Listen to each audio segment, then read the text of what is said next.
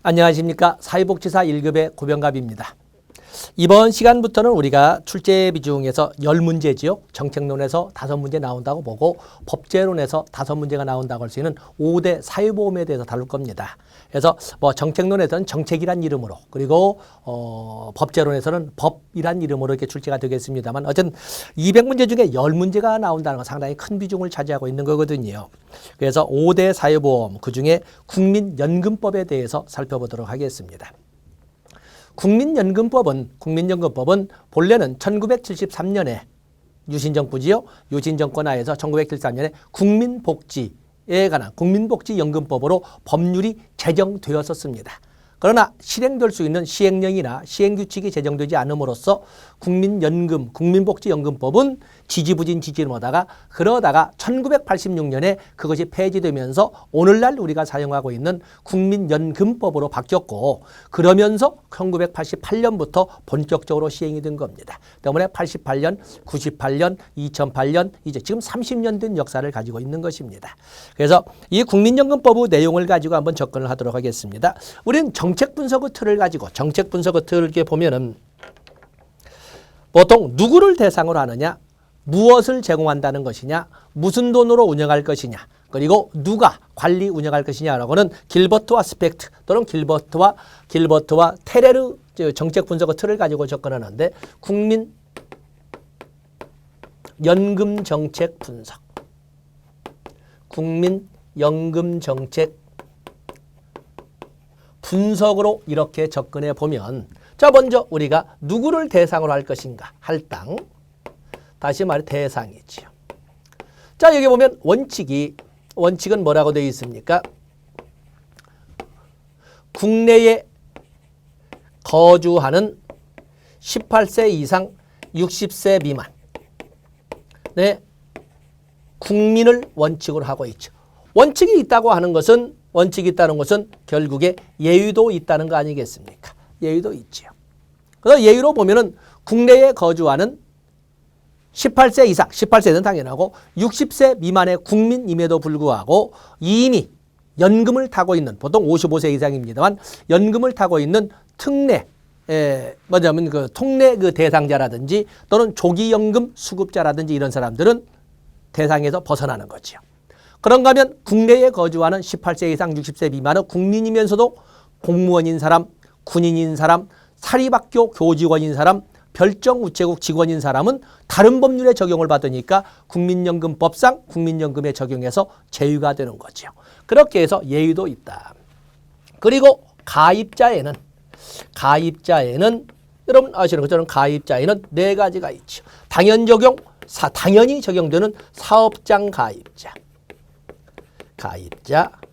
그리고 지역 가입자, 임의 가입자, 임의 계속 가입자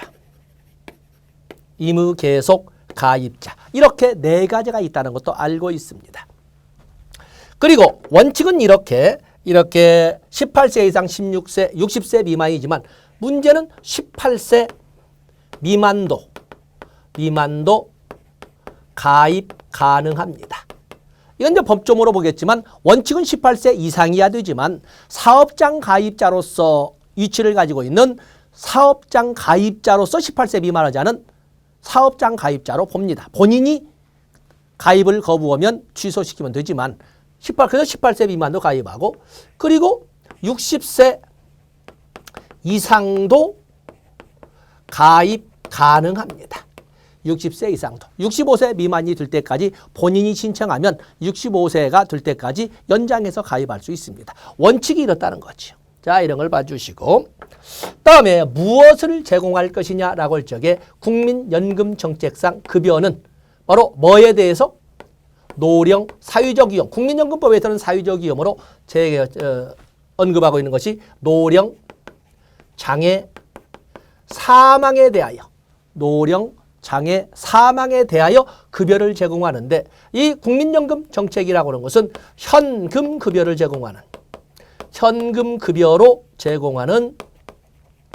제공하는 소득 보장 제도가 되는 거죠.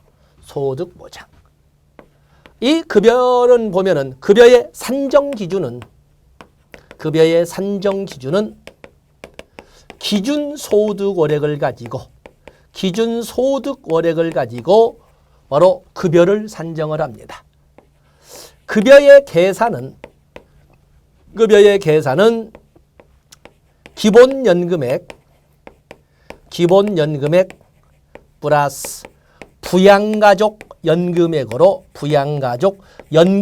더해서, 물론 모든 급여가 이렇게 부양가족 기본연금액과 부양가족 연금액으로 하는 건 아니죠. 예외도 있습니다. 예외도 있어서 분할연금이라든지 또 그런가 하면은 뭐 소득을 연장할 때 하는 60세 이상의 가입자로서 하는 경우라든지 이런 몇 가지 예는 부양가족 연금액을 배제합니다만 어쨌든 원칙적 계산은 이렇게 기본연금액 플러스 부양가족 연금액으로 되어 있습니다. 또 다른 것도 많지만 유형으로 본다면 당연적 사회적 위험에 따라서 되기 때문에 여기에는 노령연금, 노령에 대해서 또 장애가 될 때 장애연금 그리고 사망 시 유종연금 그리고 조건이 구비될 때는 반환일시금 이런 4개의 명목으로 급여가 제공이 됩니다. 때문에 노령연금과 장애연금에서 이 4가지를 여러분들이 가지고 가시고 무슨 돈으로 운영할 것이냐 재원의 문제가 등장을 하겠지. 국민연금은 무슨 돈으로 운영할 것이냐라고 할 적에 당연히 이것은 국가지원금이기 때문에 이것은 조세지요. 조세. 국가 공공재원이고 다음에는 보험료, 국민연금 보험료는 사회보장성 조세지요. 사회보장성 조세. 그렇기 때문에 국민연금은 공공재원으로 운영한다고 이렇게 설명할 수가 있습니다. 이 보험료의 산정 기준은 기준소득 월액의 9%를 보험료로 내도록 되어 있고 사업장 가입자는 노사균분으로 기준소득월액의 9%를 기여금, 근로자가 기여금으로 4.5%, 회사에서 부담금으로 4.5%에서 9%를 내도록 되어 있고 기타 지역가입자나 의무계속가입자는 단독으로 기준소득월액의 9%를 내도록 이렇게 규정되어 있는 것입니다. 그다음에 누가 관리할 것이냐 누가 관리할 것이냐는 전달 문제가 등장한다. 이 전달은 당연히 국민연금공단에서 관리하겠지요. 필요한 것을 국민연금공단. 또 하나는 보험료 징수를 넣어서 한다. 전달 관리 운영에는 국민건강보험공단에서 보험료 등을 총괄해서 징수를 하고 있습니다. 그래서 국민연금공단이 메인이 되겠지만 보험료 징수 등에 관한 것은 국민건강보험공단에서 보험료를 징수한다. 뭐 이렇게 해서 우리가 큰 틀 정책론 같이 이렇게 정리를 했습니다. 지금 정책론으로 정리한 이 내용을 우리가 교재를 보면서 법 조문으로 확인을 하도록 하겠습니다. 자, 거기 보시면 목적과 관장이 나와 있는데 이 법은 국민의 노령, 장애, 사망에 대하여 연금급여를 실시함으로써 되어 있지요. 그래서 국민연금법, 여러분이 아는 것처럼 사회적 위험에는 3D도 있고 4D도 있고 4고도 있고 5학도 있고 다 그렇습니다만 또 각각의 법률에 구체적으로 설명하지 않습니까? 그중에 국민연금법에서는 사회적 위험으로 규정하고 있는 것이 바로 여기는 노령, 장애, 사망 이 3가지가 되겠습니다. 노령, 장애, 사망을 사회적 위험으로 구체화하고 있다. 또 국민연금법 정의에 보면 다양한 용어들이 등장을 하지만 그중에 중요한 것은 3번의 정의 중에 기준소득월액입니다. 기준소득월액을 거기 하나를 정리해 보시면 연금보험료와 급여를 산정하기 위해서 연금보험료를 얼마를 거둘 것이냐. 연금보험료 산정기준은 아까 뭐라고 그랬어요? 연금보험료 산정기준은 기준소득월액이라고 그랬지요. 또 기준소득월액 또 그런가 하면 보험급여를 얼마를 줄 것이냐라고 할 때 산정기준은 역시 기준소득월액이라고 그랬어요.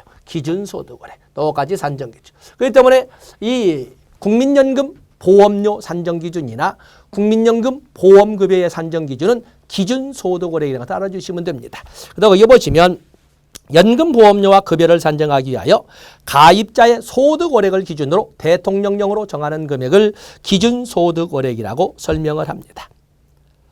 다음에 5호와 6호를 보면 부담금 또는 기여금이 있는데 기여금이라고 하는 것은 말하자면 그 회사를 다니는 근로자가 내는 이 부담을 바로 말하자면 내는 돈을 기여금이라 하고 그에 비해서 회사, 사업주 또는 사업장에서 내놓는 돈을 바로 부담금이라고 하는 것입니다. 그래서 개념을 잘 봐주셔야 됩니다.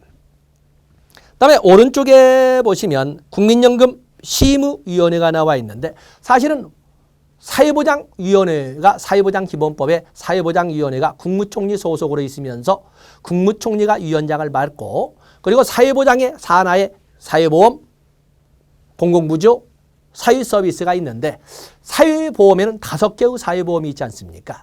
5개의 사회보험에는 이름은 다르지만 모두 심의위원회가 똑같이 존재를 합니다. 국민연금 심의위원회, 건강보험정책 심의 및 예방위원회, 또 고용보험위원회, 산재보험 및 예방위원회, 또 그러면 요양위원회 뭐 이렇게 해서 모두 이름은 다르지만은 다 심의위원회가 있습니다. 근데 사회보험에 관련된 심의위원회는 어디다 둔다? 중앙행정관서에 두되 그 위원장은 행정관서의 차관이 위원장을 맡는 공식적인 그 소위 공식이 있습니다. 차관이 위원장을 맡습니다. 그래서 국민연금 사업에 관한 사항을 심의하기 위하여 보건복지부에 중앙행정관서에 국민연금 심의위원을 둔다. 그리고 위원장은 누가 맡는다? 첫째 줄, 둘째 줄 보건복지부 차관이 맡는다는 공식을 적용하고 있습니다. 자, 가입 대상 먼저 할당이 나와 있군요. 할당. 자, 우리가 볼까요? 할당을 이렇게 보시면 가입 대상이 보면 원칙은 거기 제6조 국내에 거주하는 국민으로서 18세 이상 60세 미만 이렇게 18세 이상 60세 미만을 이렇게 설명을 하지 않았습니까? 18세 이상. 그러나 예외적으로 18세 미만도 가입할 수 있고 60세 이상도 가입할 수 있다는 거 먼저 보고 뒤에 법률을 보겠습니다.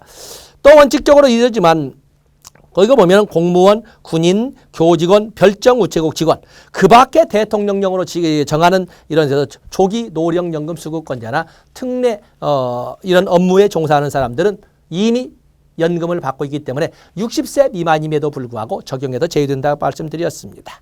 그다음에 사업장 가입자 거기 보면은 사업가든 위에 보면 가입자의 종류, 사업장 가입자, 지역 가입자, 의무 가입자, 의무 계속 가입자를 이렇게 설명을 했습니다. 그 중에 사업장 가입자만 본다면 사업장 가입자를 보면 중요한 것은 2항입니다. 2항.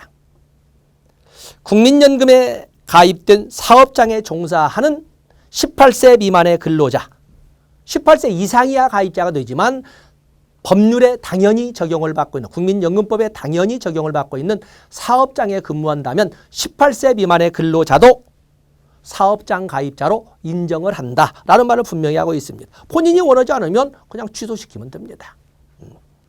또 그러면 거기 생계급여 수급자, 의료급여 수급자도 바로 생계급여 수급자, 국민기초생활보장법상 급여에 보면 7개의 급여가 있는데 그중에 극단의 빈곤이라고 할 수 있는 생계급여 그리고 의료급여 수급자 정말 찢어지게 가난한 이렇게 표현한데도 불구하고 그들도 역시 마찬가지로 사업장 가입자의 지위를 인정을 합니다. 그러면 가입자가 되면 어떻게 해야 돼요? 보험료를 내야 하잖아요.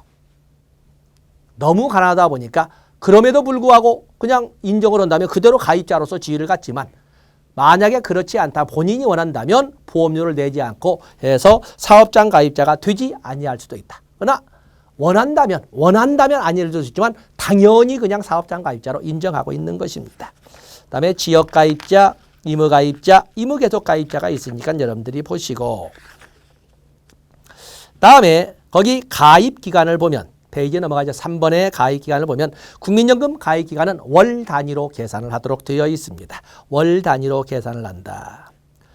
다음에 추가 가입 기간 추가 산입이 있습니다. 가입 기간 추가 산입에 대해서는 군 복무로 인한 추가 산입이 있고 자녀 출산으로 인한 추가 산입이 있고 또 본인의 희망에 의해서 실업기간 중 구직급여를 타는 중에서도 본인이 원한다면 추가 산입시킬 수가 있습니다. 자, 그 세 가지가 있는데 거기에 보시면 군복무 6개월 이상 현역 의무복무와 같은 개념 다양한 이름이 있죠. 거기 보면 현역 말고도 전환복무, 상근예비역, 사회복무 여러 가지 있지만 의무복무와 같은 개념으로 6개월 이상 근무를 한 사람은 나중에 그가 노령연금 수급권자가 되었을 때 가입 기간에 6개월을 더해서 계산한다라는 것이 군복무로 인한 가입기간 추가 산입인데 군복무는 국가에 관련된 국가 대사이기 때문에 그에 관련된 비용은 모두 국가가 부담하도록 되어 있습니다. 그에 비해서 요즘 저출산 고령사회 문제가 아주 심각하게 존재를 하는데 저출산 문제 나와 있죠. 저출산 문제 나와 있습니다. 때문에 이 저출산 문제에 의해서 출산에 대한 추가 산입도 있습니다. 그래서 자녀가 둘 이상인 경우에는 둘째는 12개월, 나중에 말하자면 그 자녀를 둔 부모가 나중에 노령연금 수급권자가 되었을 때 자녀 둘째는 12개월, 셋째부터는 18개월씩을 더해서 가입기간을 계산하게 된다. 그렇다고 해서 자녀가 9, 남보라나 이런 것처럼 9, 10 이렇게 된다고 해서 끊임없이 180개월 이렇게 해서 가입기간을 추가 산입해 주는 건 아니고 상한선 50개월까지. 그렇기 때문에 보면은 자녀 둘째가 있다면 12개월, 셋째가 있다면 그다 18개월에서 30개월, 넷째가 있다면 48개월, 다섯째가 있다면 68, 74개월, 이렇게 76개월 이렇게 넘어간 것까지는 아니고 상한선 50개월까지를 더해서 가입기간으로 계산을 한다라고 하는 것이 바로 자녀 출산으로 인한 가입기간 추가 산입이 되겠어요. 그에 비해서 오른쪽에 보시면 실업에 대한 가입기간 추가 산입이 있는데 한번 읽어보겠습니다. 조건을 갖춘 사람이 구직급여를 받는 경우 구직급여를 받는 가입기간을 산입하기 위하여 국민연금공단에 가입을 신청한다면 그 구직급여를 받는 기간도 가입기간으로 추가로 산입을 한다. 그러나 구직급여를 받는 기간, 즉 실업급여 중에 구직급여를 받는 동안에 국민연금공단에 신청을 해서 가입기간으로 산입을 한다고 해도 그 기간은 상한선 1년을 초과할 수는 없다라는 것을 분명히 하고 있습니다. 바로 거기다 내주시고 거기 2항에 보면 가입자 또는 가입자였던 사람은 구직급여를 받는 기간을 가입기간으로 추가 산입하려는 경우에는 인정소득을 기준으로 여기는 인정소득을 기준으로 기준소득원액이 아닙니다. 인정소득을 기준으로 연금보험료를 납부해야 된다. 그래서 이제는 우리가 보면 군복무나 자녀의 출산으로 인한 것은 보편화되어 있는 거고 출제가 된다면 실업기간도 구직급여를 받는 기간도 국민연금 가입기간으로 포함시키기 위한 조건을 바로 여기에서 예상 문제가 설정되어야 되지 않느냐 이렇게 보고 있는 것입니다. 다음에 그 밑에 보시면은 국민연금공단이 있는데 거기는 쭉 넘어가시되 페이지를 넘어가 보시면 바로 이제는 급여가 나와 있습니다. 급여. 국민연금급여는 노령, 장애, 사망에 대하여 지급하는 현금급여 제공 방식입니다. 거기 보면 급여의 종류 나와 있죠. 4가지 다 드셨고 급여는 수급권자의 신청에 따라 국민연금공단이 지급을 하고 계산은 어떻게 한다? 기본연금액 플러스 부양가족 연금액으로 이렇게 하도록 법률 규정이 되어 있습니다. 그중에 거기 부양가족 연금액을 보면 해마다 이게 바꾸겠지요. 전국 소비자 물가 변동률 같은 거 반영이 해마다 바뀌는데 2018년도를 기준으로 해서 도표를 이렇게 만들다 보니까 어제는 부양가족 연금액의 범위는 이제는 대단히 확대가 되어 있습니다. 배우자는 당연하죠. 사실혼 관계에서도 배우자는 당연합니다. 배우자는 당연하고 그리고 자녀나 부모도 포함이 됩니다. 물론 자녀에는 거기에 보면은 근데 이 자녀에는 오늘날에는 오늘날은 재혼가족이란 말보다는 계부모 가족이라고 설명을 하는데 옛날과는 달리 오늘날에는 모두 남자나 여자나 모두 자녀를 가진 상태에서 결혼한 경우도 현 많아졌거든요. 그 때문에 배우자가 혼인 전에 가졌던 자녀도 역시 부양자녀로 인정을 하고 부양가족 연금액을 지급을 합니다. 그래서 배우자가 혼인 전에 얻은 자녀도 포함된다. 또 그런가 하면은 부모, 당연히 배우자의 부모, 시아버지, 시어머니도 아니면 장인, 장모도 당연히 배우자, 왜냐면 그 부모의 범위에 속하지만 문제는 또 새로 드는 것이 뭐예요? 바로 부나 모의 재혼이라고 하는 것이 자녀 세대만 재혼하는 건 아니잖아요. 그래서 아버지도 재혼할 수 있고 어머니도 재혼할 수도 있잖아요. 그래서 부나 모의 배우자도 부양가족 연금액을 탈 수 있다는 것을 봐주시면 됩니다. 금액은 볼 것도 없고. 또 그러면 거기 뭐 부양가족 연금액의 계산에서 제외되는 거 한번 보시고, 다음에 거기 사망에 보시면 부양가족 연금액을 계산할 때 두 사람에 소속된 부양가족 연금액은 탈 수 없다. 그래서 거기 보면은 부양가족 연금액을 계산할 때 2명 이상의 연금 수급권자의 부양가족 연금 계산 대상이 될 수 없다. 한 사람에게만 소속된 부양가족 연금액을 탈 수 있다. 이렇게 보시면 되겠습니다. 다음에 국민연금급여라고 하는 것은 사회보장의 일환으로서 하나만 타는 것이지 국민연금급여를 타가지고 떼부자 되고 아파트 사라고 하는 것은 아닙니다. 전에 있었던 것처럼 사위 한 사람을 뺀 전 가족이 하와이 여행을 갔다가 비행기 사고로 전원 사망한 가슴 아픈 사건이 있었어요. 근데 물론 거기에는 재산이 워낙 많아 1000억대가 이렇게 되어서 뭐 그 사망자의 동생들까지 막 끼어서 재판이 벌어지고 있지만 결국에는 유족연금 등 그 재산에 대한 상속은 사위 한 사람에게 이렇게 귀결이 됐거든요. 뭐 이제 어떤 그 이후에는 뭐 얘기거리가 되니까 그렇고, 이런 것처럼 만약에 자녀가 많았을 적에 내가 나이 먹어서 노령연금 수급권자가 되었고 내가 젊었을 때 가입 기간 중에 어떤 질병이나 부상으로 그 집 나선 후에도 장애가 있음으로써 장애연금도 받고, 또 그런 배우자가 사망함으로써 유족연금도 받고, 가슴 아프게도 자녀들이 먼저 사망해서 자녀 명목에 또 유족연금도 받고, 떼돈을 벌 수가 있어요. 떼돈을 번다는 표현은 너무 잔인하고 그렇게는 안 준다는 것입니다. 원칙적으로 국민연금급여는 하나만 준다 이겁니다. 하나만 준다. 단 선택하지 않은 급여가 유족연금인 경우에는 전면 주지 않는 것이 아니라 30%는 준다 이 말을 하고 있습니다. 원칙적으로 국민연금급여는 하나만 타는 겁니다. 노령연금을 타든 장애연금을 타든 유족연금을 타든 하나만 드는데, 선택하지 않은 연금이 노령연금이 있다면 노령연금에 대해서만은 거기 보면 1번에 유족연금인 경우에는 30%는 준다 이렇게 되어 있습니다. 거기를 체크하시면 됩니다. 다음에 거기 노령연금은 수급권, 노령연금 사회보장 기본법에 의해서 사회보장 수급권은 압류할 수 없고 또 담보로 제공할 수 없고 또 양도할 수 없습니다. 그래서 양도, 압류 다. 당연히 국민연금 급여에 대한 수급권도 당연히 이건 일신 전속권이기 때문에 압류할 수 없고 양도할 수 없고 압류할 수 맞으면 담보로 제공할 수 없습니다. 권리가 그렇다는 것, 수급권, 권리가 그렇다는 것입니다. 그러나 수급권자에게 지급된 아까 급여가 뭘로 나오죠? 현금 급여로 나오잖아요. 대통령령으로 정하는 금액 이하에는 압류할 수 없다. 이 말은 현금 급여의 내용은 현금은 대통령령으로 정하는 금액 이상은 그 금액이 대통령이 정하는 금액이 150만 원인데 153만 원이다. 3만 원은 압류할 수 있습니다. 자, 그 말을 적었습니다. 수급권자에게 지급된 급여로 대통령령으로 정하는 150만 원 이하의 급여는 압류할 수 없다. 그러나 150만 원을 초과하는 금액에 대해서는 압류할 수 있다. 그러면 결론이 뭐예요? 국민연금급여는 압류할 수 있습니다. 단 대통령이 정하는 금액까지는 안 되지만 그를 초과하는 것은 압류할 수 있다. 이렇게 보시면 됩니다. 다음에 노령연금 먼저 구체적으로 강론 나오죠. 노령연금, 장애연금, 유족연금, 반환 일시금이 이렇게 있는데, 노령연금 가입기간 10년 이상인 가입자 또는 가입자 있던 자에게 60세가 된 때부터 그가 생존한 동안 노령연금을 지급한다.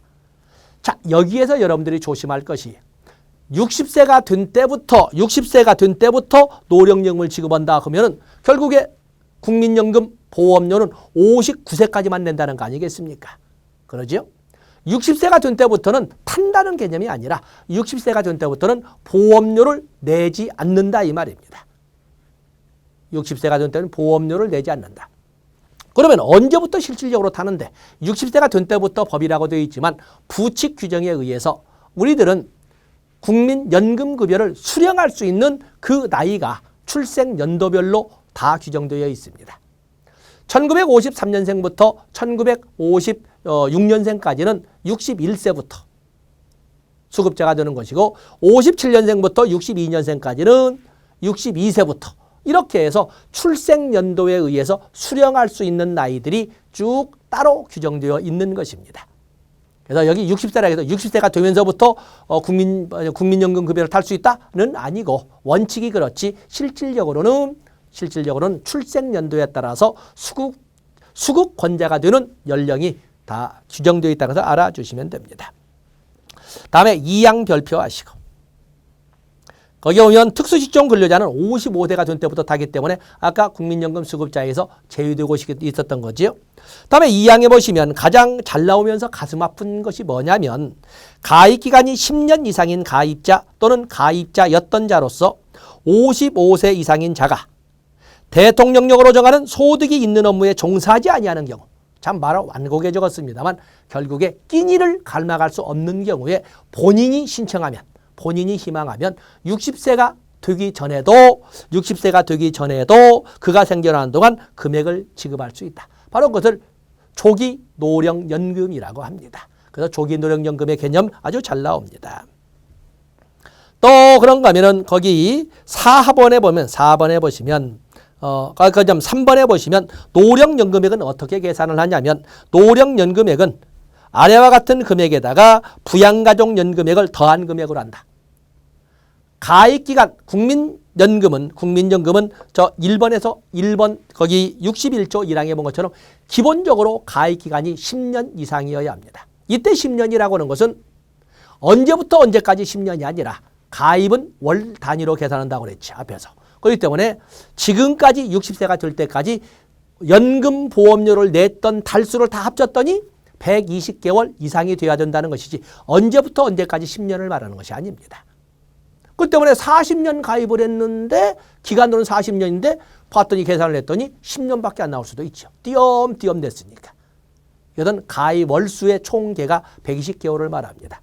그럼 120개월은 거기 다시 63조 3번에 있죠. 63조 10년 이상 20년 미만 2번을 보시면 가입기간이 10년인 경우에는 기본연금액 50% 플러스 부양가족연금액 그리고 매 1년마다 기본연금액 5%씩을 가산해서 가입기간이 12년이면 5%니까 기본연금액 60% 플러스 부양가족연금액 19년이면 9년이 더 들어갔으니까 5% 5, 9, 45 기본연금액 95% 플러스 부양가족연금액 그리고 1번으로 넘으면 가입기간이 20년이 되면 이제는 기본연금액 100% 플러스 부양가족연금으로 지급한다. 이렇게 계산 방식을 법률로 국민연금법에서 규정하고 있는 겁니다. 다음에 그 밑에가 이제 별표하실 건데 소득 바로 이제 우리 사회복지사들이 해당되는 것이 되겠어요. 사회복지사들이 해당되는 것이 되겠는데 거기에 소득활동에 따른 노령연금액은 60이 됐음에도 불구하고 여전히 소득활동을 하고 있다. 60이. 그럴 경우에는 어떻게 할 것이냐.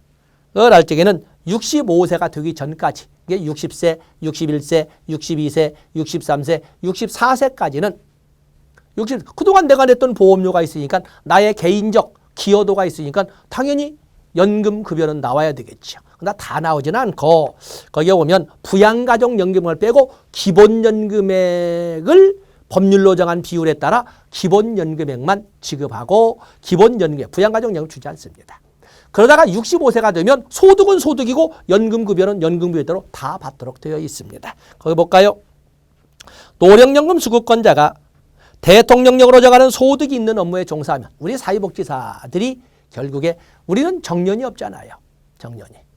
얼마나 선용화에 따라 달라지겠지만은 그야말로 현장 순직을 꿈으로 하는 거니까. 그래서 여기 보면은 60세 이상 65세 미만인 경우에는 노령연금에서 부양가족 연금액을 제외한 금액에 연령별로 법으로 정한 비율을 지급하게 된다. 반대해서 그러면 65세가 넘으면 그와 무관하게 국민연금급여는 연금급여대로 다 받고 소득은 소득대로 다 챙길 수가 있다. 이렇게 말을 하고 있는 것입니다. 그다음에 분할연금 수급권자가 있습니다. 분할연금. 요즘에는 이혼율이 참 많아지다 보니까 거기 분할연금 나오는데 배우자의 가입 기간 중 혼인 기간이 5년 이상인 경우. 5년 이상인 경우. 근데 가입 기간 중에 혼인 기간이 5년 이상이다. 옛날에 그 계획만 나왔거든요. 근데 이제는 실질적 법치가 적용되어서 혼인 기간이 20년인데도 불구하고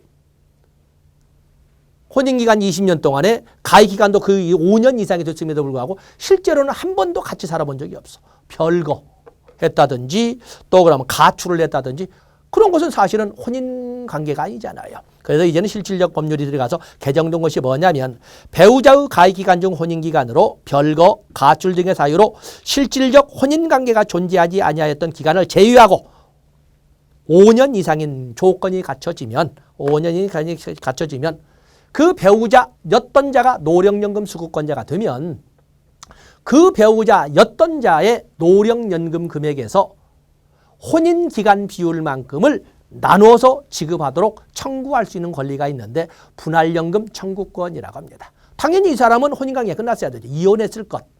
그리고 배우자였던 자가 노령연금 수급권자가 됐을 것. 그리고 중요한 것은 청구할 수 있는 사람도 60세 이상일 것이라는 조건이 있습니다. 그런데 이런 분할연금 청구권을 행사하는데도 소멸시효가 존재하는데 거기 사망, 최근에 바뀐 거죠. 본래는 3년이었는데 5년 이내로 청구해야 되지 5년이 넘게 되면 청구할 수 없습니다. 소멸시효가 완성된다는 것을 알아주시면 됩니다. 다음에 장애연금. 장애연금이라는 것은 거기에 보면은 가입자 또는 가입자였던 자가 부상이나 질병으로 신체상 또는 정신상 장애가 있고 조건이 구비가 되면 장애 결정 기준일로부터 장애가 계속되는 동안 어떤 국민연금은 장기급여잖아요. 장기급입니다. 그래서 장애연금을 지급하는데 이때는 몇 등급? 4등급으로 합니다. 요즘 우리가 장애인 복지에서 장애 등급을 없애달라는 이런 것이 거의 여야 합의에 의해서 이렇게 사실상 장애 등급을 없애려고 합니다만 맞아요. 우리가 무슨 돼지고기냐 이렇게 이제 표현하고 있지 않습니까? 없애려고 합니다. 아직까지는 우리가 시험용으로 접근할 때 국민연금에서 장애연금의 등급은 4등급. 산재보험에서 장애급여의 등급은 14등급. 그리고 아직은 지워지지 않은 장애인 복지법상의 장애 등급은 6등급으로 나눠졌다는 것도 가지고 가셔야 됩니다. 장애연금도 역시 마찬가지로 기본연금액 플러스 부양가족연금이라고 하되 기본연금액 100%, 기본연금액 80%, 기본연금액 60%로 이렇게 해놓고 거기다 부양가족연금을 대주는데 제목은 연금인데 제목은 연금임에도 불구하고 문제는 장애 등급 4등급은 연금이란 이름은 가지고 있으나 연금으로 지급하는 것이 아니라 일시금으로 지급한다는 것을 여러분들이 알아주셔야 됩니다. 거기 보면 장애 등급 4급은 제목은 장애연금이지만 기본연금액에 200, 거기 보면 1,000분의 250 이렇게 되어 있죠. 1,000분의 250에 해당하는 금액을 일시보상금으로 지급한다. 제목은 연금이죠. 그렇기 때문에 문제가 나올 적에 장애연금은 4등급으로 나오되 모든 등급을 연금으로 지급한다? 틀린 것이 되겠습니다. 4등급은 일시금으로 지급한다. 이렇게 보시면 됩니다. 좋습니다. 다음에 유족연금에서 출제될 것이 있습니다. 유족연금. 유족연금에서는 거기 72조와 73조가 출제되는 범위가 되겠어요. 72조 보면 유족연금의 수급권자는 노령연금 수급권자가 사망한 경우 그 유족, 그리고 가입기간 10년 이상인 가입자나 가입자였던 자가 사망했을 때 그 유족. 그런가 하면 연금보험료를 낸 기간이 가입 대상 기간의 3분의 1 이상인 가입자나 가입자였던 자가 사망했을 때 유족. 그야말로 가입 대상 기간이 40년인데 가입 기간은 10년밖에 안 됐다. 맞아, 120개월밖에 안 됐다. 먼저 월 단위로 계산하니까. 그렇다면은 그 사람이 사망했다고 해서 그 가족들에게, 유가족들에게 유족연금을 주는 건 아닙니다. 그럴 경우에는 일시금으로 주는 거죠. 일시금. 또 그러면 사망일 5년 전부터 사망일까지의 기간 중 연금보험료를 낸 기간이 적어도 3년 이상인 사람이 사망했을 때 그 유족에게 주는 겁니다. 그리고 장애 등급이 2급 이상인 장애연금 수급권자 유족. 특히 장애 등급이 4등급인데 무조건 장애연금 수급권자가 사망했다 해서 유종연금이 발생은 아니고 적어도 장애 등급 2등급 이상이었던 수급권자가 사망한 경우에는 그 유종연금이 발생을 합니다. 3등급은 안 됩니다. 다음에 유족의 범위는 거기 있는 것처럼 소위 이촌범인데 직계로만 적용을 합니다. 그래서 거기에 보면 배우자, 다음에 자녀, 부모, 손자녀, 조부모, 직계로 수직적으로 하는 거죠. 수평적 형제자매는 아닙니다. 이렇게 해서 하되 종래와 달리 출제 범위가 되는 것은 유족의 범위에서 자녀는 25세 미만이어야 하거나 모든 조건에는 배우자는 아무런 조건이 없습니다만은 나머지는 모두 장애 등급 이상 2급 이상이거나 연령 제한과 장애 제한이 있습니다. 자녀는 25세 미만, 손자녀는 19세 미만, 부모나 조부모는 60세 미만이어야, 맞으면 60세 이상이어야 합니다. 60세 이상. 아니면은 연령 제한이 걸리지 않는다면 장애 등급 2등급 이상이어야 유족의 범위에 포함된다라는 것을 알아주시면 됩니다. 다음에 반환일시금 그리고 사망일시금 봐주시고 페이지를 넘어가 보시면 10번에 비용 부담 및 연금보험료 징수 나와 있죠. 아까 본 것처럼 우리가 국민연금을 운영함에 있어서 비용 부담은 국가지원금이라고 하는 일반 조세로 지원을 받고 그리고 주된 재원은 가입자가 직접 내는 사회보험료라고 부르는 사회보장성 조세로 운영되기 때문에 결국에 국민연금의 재원 조달은 공공재원으로만 운영된다고 설명할 수 있습니다.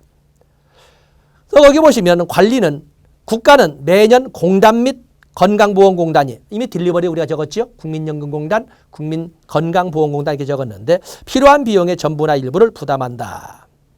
연금보험료의 부가징수 이렇게 되어 있어서 거기 사망사항을 가지고 보시면 됩니다. 사업장 가입자는 기준소득원액의 9%를 가입자가 기여금으로 사업자가 부담금으로 각각 4.5%씩을 내므로써 기준소득원액의 9%를 보험료로 납부해야 된다. 나머지 지역, 임의계속 가입자는 기준소득원액의 9%를 단독 부담하도록 이렇게 사망사항에 규정을 하고 있습니다. 다음에 연금보험료 지원은 좋고 좋습니다. 다음에 거기 연금보험료 지원에서 이제 우리가 보는 것이 바로 연금보험료.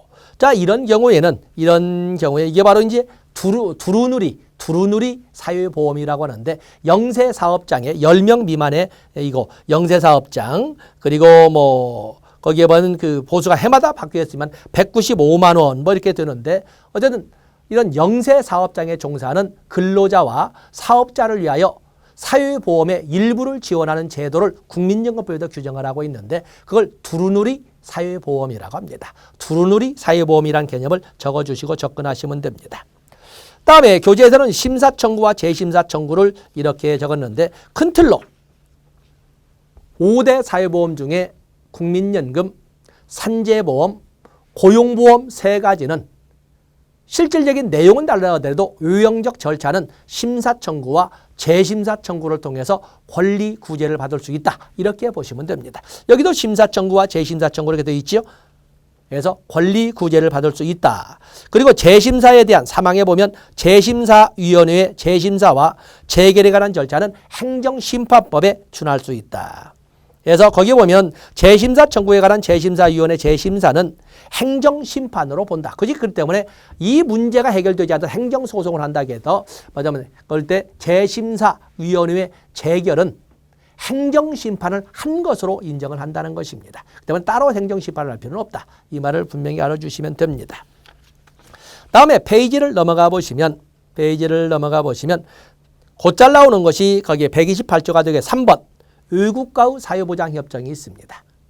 외국과의 사회보장협정이 있는데 대한민국이 외국과 사회보장협정을 맺은 경우 이 법 국민연금법에도 불구하고 국민연금에 관한 사항은 국민연금법을 따르는 것이 아니라 셋째 줄 사회보장협정에서 정하는 대로 따른다 이렇게 되어 있습니다. 때문에 이것은 바로 사회보장협정 외국인에 대한 사회보장의 적용은 관계 법률이 정하는 바에 따라 따른다라고 사회보장기본법에 되어 있습니다만 그중에 가장 구체적인 내용을 담고 있는 것은 국민연금법령이 되겠습니다. 그래서 사회보장협정, 그래서 보통 우리가 헌법 규정을 가지고 접근을 하셔야 되는데 헌법에 의해서 체결된 조약과 일반적으로 승인된 국제법규는 국내법과 같은 효력을 가진다.